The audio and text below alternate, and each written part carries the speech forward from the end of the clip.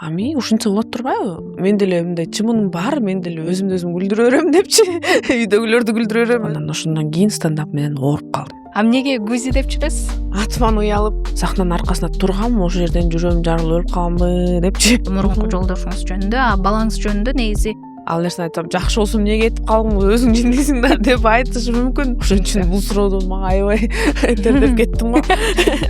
ар ким баягы өзүнүн жаштык кезин жашап алып, анан 30га чыктым десем баары мени аяшат дейп, ушул жашың деле келип калыптыр.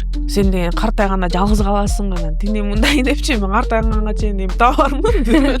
аялдын стендапта жүрүшү аябай кыйын экен депчи. Негизи эле шоу бизнес деген нер мага жаккан жок деп. Жадырап жайнап комментарийге кирсем, бир жакшы сөз жок, бирөө да жок. Фиттин аркасы неудобный деле айтып койдум да, я же не имела в виду другое. Алар өздөрү ошондой кабыл алып, хейт да адамды өстүрөт. Ошолорго комментарий жазып отура берген адамдар бар экен да, алар ошо неге ушинтишет деп койбоймбу? Биз деген травманы реально алчу элек го, камчы менен, өлүк менен. Бирок азыркы жаштар андай эмес. Деп флиртап айтат деп, мынтип көзүм стреляйт экен, Гузи ачылат. Эркелеп, нежная болуп, слабая болуп, страданияны сүйүү деп кабыл ала алабыз.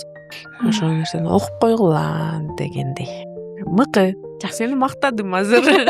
Акыр аяк баарыбыз динге келебиз, акыр аяк баарыбыз бара турган жерибиз бир дегендей.